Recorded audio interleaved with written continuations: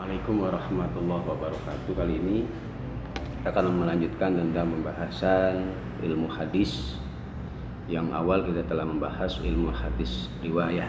Sekarang kita akan membahas tentang ilmu hadis dirayah. Wa sama ilmu usulil hadis atau ilmu usul riwayatul hadis atau ilmu mustalahul hadis atau mustalahi ahli asar. Wa hadi tasmiyah ay mustalahil hadis ay mustalahul hadis awil asar yal ashharu wal awdah wa hiya adallu al maqsud wa laysa fiha syai'un minal ibham wal iham. Ilmu hadis dirayah. Ilmu hadis dirayah ini juga dinamakan, sebagian ulama terkadang menamakan dengan ilmu usulul hadis. Ada yang menamakan dengan ilmu usul riwayatul hadis, dan juga ada yang menamakan dengan ilmu mustalahil hadis atau ilmu mustalahi ahli asar. Nah, untuk nama yang terakhir ini yaitu ilmu mustalahul hadis dan ilmu mustalahu ahli asar, ini adalah nama yang paling masyhur, banyak digunakan oleh para ulama. Nah, nama ini atau nama dari pembahasan kita yaitu ilmu mustalahul hadis ini lebih awdah, ya, lebih jelas di dalam maknanya dan juga lebih sesuai menunjukkan pada apa-apa yang akan dimaksud tujuan dari pembahasan ilmu hadis ini.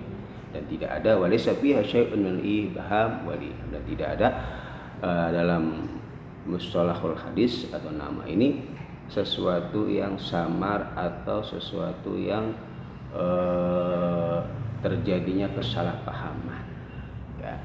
Faqad jara ala dzalika al-Hafidz Ibnu Hajar fasumiya risalatahu al-masyhurah fihi nukhbatul fikari fi mustahi ahli al-hasad. Kemudian Imam Al-Hafidz Ibnu Hajar Al-Haytami pun beliau menamakan kitab risalahnya yang masyhur dengan nama Nukhbatul Fikar fi Mustalahi Ahli al-Hasad. Itu nama daripada kitab yang beliau karang. Maka kebanyakan ulama menggunakan makna daripada ilmu dirayah ini atau ilmu hadis ini adalah dengan nama ilmu mustalahul hadis atau ilmu mustalahu ahli hasad. Mustalah itu sendiri apa sih? Mustalahun ay ma ittafaqa alaihi al-muhaddisuna min qawaid wa usulin, yaitu sesuatu yang disepakati oleh para ulama-ulama hadis dari kaidah-kaidah dan dasar-dasar tentang pemahaman ilmu hadis. Itu namanya mustalah. Jadi sesuatu yang disepakati oleh ulama-ulama muhaddisin dari kaidah-kaidah serta dasar-dasar di dalam memahami tentang ilmu hadis.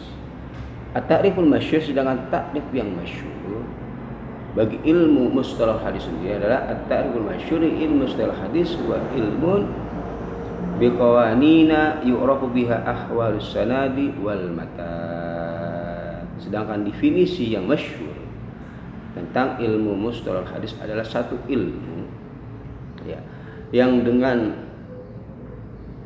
konun-konunnya atau aturan-aturannya, ya, atau dasar-dasar undang-undang dari ilmu hadis tersebut, mustalahul hadis ini bisa diketahui dengan aturan-aturan tersebut, ahwal sanad wal matan, keadaan-keadaan sanad daripada mata rantai hadis dan juga keadaan-keadaan matanul hadis atau redaksi hadis itu sendiri dalam segi kesohihan mata rantainya atau kesohihan matan hadis atau redaksi hadis tersebut, atau tidak sohihnya dalam artian lemahnya sanad atau matan hadis tersebut. Dengan ilmu mustalah hadis ini kita bisa mengetahui, ya, aturan-aturan yang diberlakukan di dalam menilai kualitas hadis tersebut, bisa dikatakan sahih, hasan ataupun lemah.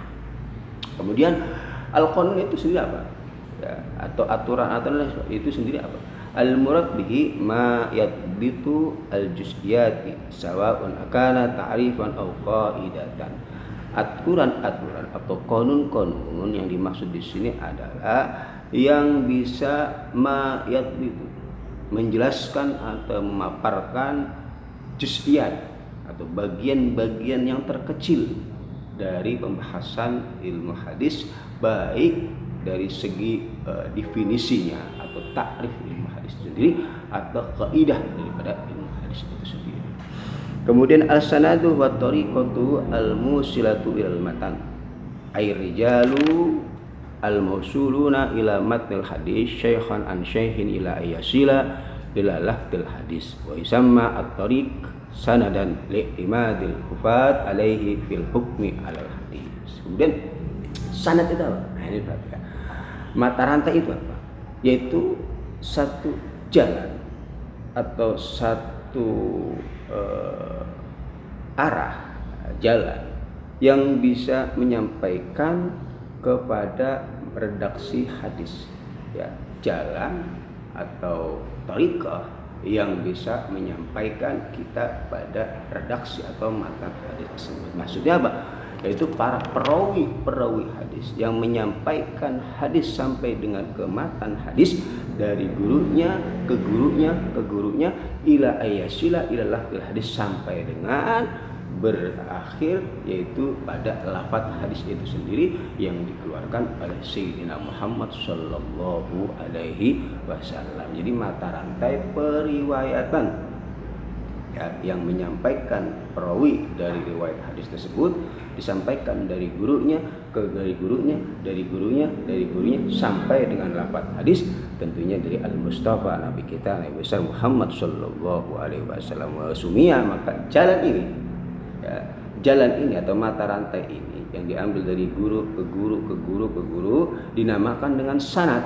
Kenapa? Karena para ufadul hadis, ulama-ulama yang menghafal tentang hadis atau ulama-ulama muhaddisin berpegangan dengan sanad ini di dalam menghukumi hadis atau di dalam menghukumi tentang hadis itu sendiri. Apakah hadis itu bisa dikatakan sahih atau lemah, melihat dari salah satunya adalah mata rantai atau sanad yang menjadi pegangan sampainya hadis kepada Nabi kita Nabi besar Muhammad sallallahu alaihi wasallam. Itu yang dinamakan dengan sanad.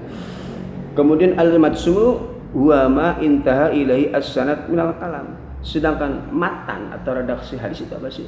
Yaitu satu kalam yang setelah akhir dari mata rantai, ya, dari mata rantai perawi yang menyampaikan hadis an syaihin sampai dengan akhir daripada redaksi hadis itu memang, ya, seperti qala Rasulullah sallallahu alaihi wasallam innama a'malu binniyat. Nah, ini matan hadis yang disampaikan oleh Rasulullah, kemudian oleh sahabat, kemudian oleh tabi'in dari perawi-perawi hadis yang ada.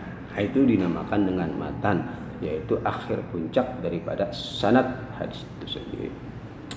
Kemudian al-isnad wal ikhbaru an tariqatil matni wa hikayatihi. Waqad yutlaqu as-sanad alal isnad wal isnad alas sanad fayakunani mutaradifaini. Isnad itu sendiri adalah menceritakan, menghabarkan dari jalan matan atau menghikayatkan dari matan itu sendiri. Itu yang dinamakan dengan isnad, menceritakan dari jalan, ya, kronologi matan hadis atau menghikayatkan matan hadis sendiri. Terkadang sanad itu juga diucapkan sebagai isnad. Begitu sebaliknya, isnad dikatakan kepada sebagai sanad, karena dua lafaz ini, sanad dan isnad ini adalah lafaz yang mengandung muradif, ya, satu makna, ya, antara isnad dengan sanad.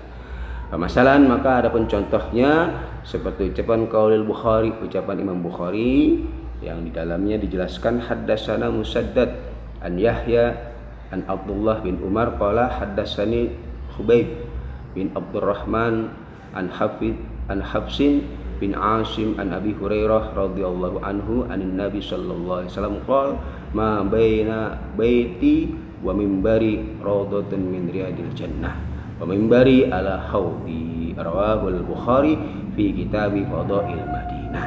Maka di sini silakan wa musaddadun wa man ba'dahu ila Abi Hurairah hadza huwa alladhi yusamma bis-sanad. Maka musaddad, ya, an Yahya an Abdullah bin Umar sampai dengan Abi Hurairah, ya, ini yang dinamakan dengan sanad atau mata rantai dari hadis itu sendiri.